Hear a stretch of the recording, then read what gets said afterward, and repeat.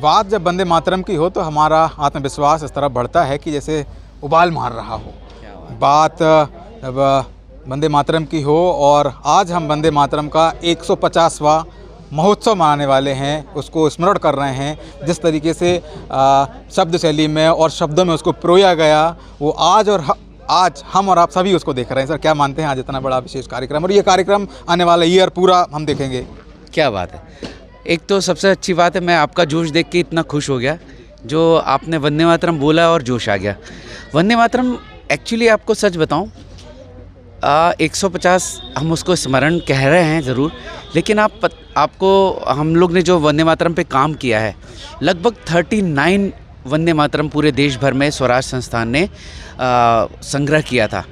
उसमें 39 वंदे मातरम में उर्दू, फारसी, तमिल, तेलुगु, कन्नड़, फिर उसके बाद मलयालम, संस्कृत, अपने बंगाली, ये सारी भाषाओं के, और इसके अतिरिक्त और भी कुछ ऐसे वंदे मातरम के कलेक्शन थे जो मतलब जो उस दौरान एक तरीके से देशभक्ति के लिए लिखे गए और उससे एक उबाल आता था वो। तो हम लोग ने ये सारे 39 जो वंदे मातरम के वर्जन हैं, ये हमने तैयार किए हुए हैं, और हमें ना खुशी इस बात की है कि हमें आज 150 वर्ष में 150 आर्टिस्ट के साथ गाने का इसको मौका मिला। तो आप समझ सकते हैं हम लोग का जोश भी बहुत उबाल पर है, और हमारे आर्टिस्ट भी बहुत अच्छा उसको परफॉर्म किए, जिन्होंने इस गीत को लिखकर हमारे अंदर उत्साह और जुनून पैदा किया, लड़ने की शक्ति पैदा की। ऐसे रविंद्रनाथ टैगोर जी के लिए आप क्या कहेंगे? उनके बारे में क्या कहना, पूरी दुनिया, हमारे भारत में मतलब पूरे सब लोग वही गा रहे हैं। और बंकिम चंद्र चटर्जी ने जब लिखा था इसको, चट्टोपाध्याय जी ने जब लिखा था, तो उन्होंने मूल अपनी 2 लैंग्वेज में लिखा, आपने जैसा कि आपको पता होगा, संस्कृत और बंगाली में लिखा था। तो बहुत सारे लोगों के सवाल थे कि संस्कृत और बंगाली में क्यों, है ना। लेकिन आज देखिए, हम लोग एक बच्चा, स्कूल का बच्चा भी गाता है उसको, और सबको याद हो गया वो कंठस्थ। तो कोई भी ऐसे गीत की रचना जब इस तरह लिखी जाती, जो किसी उसका प्रभाव इतना व्यापक है कि अपने आप उसको गाते गाते याद हो गया। रविंद्रनाथ टैगोर जी ने उसकी धुन बनाई थी, तो धुन इतनी सिंपल है, बहुत सिंपल धुन है, जो हर आदमी गा सकता है। ये बहुत इम्पॉर्टेंट बात है। जब बजे वंदे मातरम की धुन, तो हमारा मन, हमारा मस्तिष्क बस यही सोचता है कि सुनते रहो, सुनते रहो, सुनते रहो। आज आपके द्वारा भी एक जो हमारा कार्यक्रम वो आयोजित किया गया, उसको लेकर आप क्या मानते हैं? आपके हाथ भी इस तरह चल रहे थे, बस देखते रहो, देखते रहो, देखते रहो। वाह, बहुत बहुत धन्यवाद। आज बहुत ही गर्व का विषय है कि हम 150वां साल जो है वंदे मातरम का वो मना रहे हैं। इसे लिखा गया जब से आज तक। और दूसरी बात, सबसे ज़्यादा खुशी की बात ये है कि हम इसकी ओरिजिनल कॉम्पोजिशंस जो प्रिज़र्व कर पाए, और फिर आज हम उसी चीज़ को गा रहे हैं। जो यूजुअली हम देखते हैं कि फ़िल्म में जो यूज़ किया गया है वो चीज़ सब गाते हैं, लेकिन आज जब 150 बच्चों ने इस ओरिजिनल कॉम्पोजिशन को हारमोनी के माध्यम से, और उमेश जी ने उसे सिखाया है 150 बच्चों को, तो वो अद्भुत था, क्योंकि सबके लिए ये नया था। अचानक बंगाली शब्द आ जाना, अचानक संस्कृत के शब्द, तो वो बच्चों के लिए बहुत ही एक ज्ञानवर्धक भी रहा, और साथ ही साथ अभी वो लोग इस कॉम्पोजिशन को कभी भुला नहीं पाएंगे, और यही हमारा गर्व का विषय रहेगा।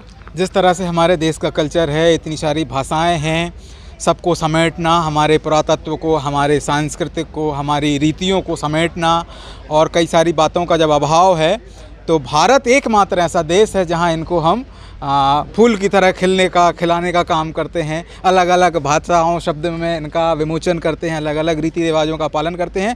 फिलहाल ये हमारी मजबूती, ये हमारा विश्वास, ये हमारी कल्पनाएँ यूँ ही बरकरार रहें। हम 300 वर्ष के बाद भी इस कार्यक्रम को हमारे आने वाली पीढ़ियाँ इसी तरह से मनाते रहें, संजोते रहें। दोनों ही क्या मानते हैं विषय को लेकर? जी, वंदे मातरम दरअसल 150 वर्ष पहले पंडित बंकिम चंद्र चट्टोपाध्याय के कलम से फूटा हुआ वो मंत्रगान था, जिसने दरअसल पूरे भारत में एक अलग जज्बा जगाया।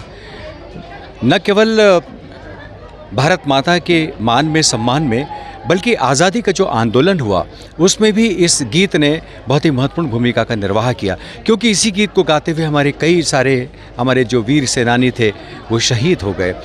इस गीत का महत्व ये है कि ये पंडित बंकिम चंद्र जी ने संस्कृत और बांग्ला को मिलाकर लिखा था, और उनका आनंद मठ जो बहुत ही प्रसिद्ध उपन्यास है उसे प्रयाण गीत के रूप में इस गीत का इस्तेमाल किया गया है।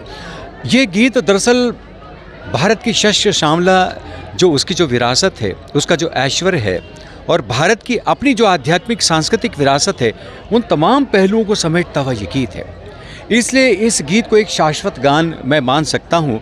और अब जबकि 150 वर्ष यानी कि 1.5 सदी ये गीत अपनी रचना के पूरे कर रहा है, तब प्रधानमंत्री श्री नरेंद्र मोदी ने निश्चित रूप से ये बहुत ही प्रेरणादायी कदम उठाया है।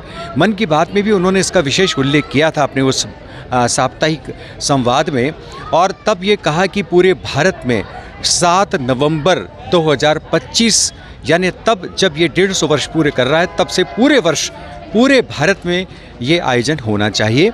इस गीत को याद करने के बहाने दरअसल हम अपनी विरासत को भी याद कर रहे हैं, यानी हमारी जो पीढ़ियां हैं उसके बाद 150 वर्ष जब ये गीत पूरे कर रहा है, तो 150 वर्ष में भारत की कितनी सारी पीढ़ियां बड़ी हो गई हैं, कितने सारे काल कवलित हो गए। उसके बावजूद भी शब्द हमेशा जिंदा रहता है, एक कविता हमेशा अमरगान होती है और वो सबकी आत्मा में बसती है। इसलिए भारत की एक बड़ी विरासत हम मानते हैं इस कविता को, तो नई पीढ़ी को हमारे इस विरासत से जोड़ना बहुत ही ज़रूरी है। और एक कविता के ज़रिए अगर ये काम पूरा हो रहा है तो निश्चित रूप से इसकी सराहना की जानी चाहिए। आज मध्य प्रदेश की राजधानी भोपाल के शौर्य स्मारक, जो कि हमारी स्वाधीनता संग्राम के और शहीदों के इतिहास का एक स्मारक है, आज उसके मंच पर उपस्थित होकर डॉक्टर मोहन यादव ने पूरे प्रदेश को संबोधित किया। हमारे बहुत सारे युवा साथी थे और उन्होंने इस पूरी कविता की व्याख्या भी की जैसी माननीय प्रधानमंत्री जी ने की थी। तो हम उम्मीद करते हैं कि इस गीत के बहाने, इसकी स्मृति के बहाने दरअसल नई पीढ़ी में विशेष जज्बा जो है देशभक्ति का पुनः जागेगा। सर, बात जब वंदे मातरम की होती है तो कहीं ना कहीं उत्साह, उमंग और हमारा आत्मविश्वास भी कहीं ना कहीं बढ़ता है। सर, किस तरह से 150 साल में इस गान में कैसे चेंजेस आए, ये भी एक महत्वपूर्ण पहलू है, क्योंकि बिंदुवार तरीके से संस्कृत हो चाहे बांग्ला हो और हिंदी का जो हमारा पूरा समाव इसमें रहा, उसको आप कैसे देखते हैं? देखिए, जैसा कि मैंने पहले कहा कि संस्कृत और बांग्ला में इसे लिखा, और 120 बरस पहले सबसे पहले इसे गाया था रविन्द्रनाथ टैगोर ने। ये वो गुरुदेव हैं जिन्होंने कि राष्ट्रगान भी लिखा था। तब से लेकर अब तक कई सारी भाषाओं और बोलियों में वंदे मातरम की मूल आत्मा को अक्षुण्ण रखते हुए, उसको आधार बनाते हुए विभिन्न कवियों ने लिखा। क्या ही दिलचस्प है कि केवल हिंदी पट्टी ही नहीं, बल्कि दक्षिण भारत की मलयालम, तेलुगु लें और भी हमारी कन्नड़ इत्यादि सारी भाषाओं में वंदे मातरम के संस्करण तैयार हुए। लेकिन समानांतर दिलचस्प बात यह है कि इसको विभिन्न संगीत की शैलियों में भी इसकी रचना हुई और अलग अलग समूह में इसे गाया गया। पंडित रविशंकर ने भी इसकी धुन तैयार की थी। जो वंदे मातरम गाया जाता है, जिसका संक्षिप्त संस्करण प्रायः गाया जाता है, वो पंडित रविशंकर की धुन है। उसके बाद विष्णु दिगंबर पलुस्कर से लेकर सुब्बलक्ष्मी तक, और आने वाले आज जैसा कि हमने देखा कि दिल्ली में जब ये मुख्य समारोह हो रहा था, तब बनारस घराने के पंडित साजन मिश्र गाने के लिए बैठे थे और पद्मश्री रोनू मजूमदार बांसुरी बजा रहे थे, और कैसे दक्षिण भारत और उत्तर भारत के कलाकार मिलकर इसका सामूहिक गान कर रहे थे। उमेश तरकसवार और वीनस तरकसवार ने आज मलयालम और उसके तेलुगु संस्करण का भी, तमिल संस्करण का भी गायन किया और बांग्ला और संस्कृत में निबद्ध उस गान को भी गाया। आने वाले समय में ये चुनौती रहेगी, AR रहमान जब वंदे मातरम की रचना करते हैं और तब ये भारत की सीमाओं से पार ग्लोबल हो जाता है।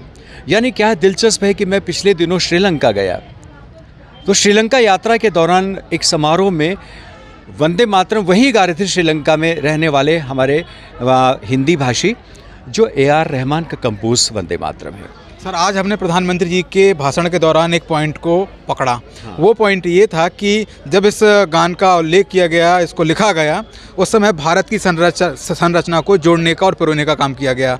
क्या आज भी हमें इस गान में पूरा घटना चक्र देखने को मिल रहा है, जैसा कि प्रधानमंत्री जी ने संबोधित करते समय कहा? बिल्कुल। देखिए, क्या होता है कि शब्द में शक्ति होती है और संगीत में शक्ति होती है। तभी तो ये 150 बरस पहले लिखी हुई कविता आज भी हमें ज़रूरी लगती है। तो ये जो ऊर्जा का संचार पूरा का पूरा कोई गीत करता है, कोई रचना करती है, कभी कुछ ऐसी तान सुनाओ जिससे उथल पुथल मच जाए, एक हिलोर इधर से आए, एक हिलोर इधर से आए। बालकृष्ण शर्मा नवीन ने हमारी मध्य प्रदेश के मालवा के पठार से ये उद्घोष किया था जब उन्होंने देशभक्ति की कविताएं लिखी थी।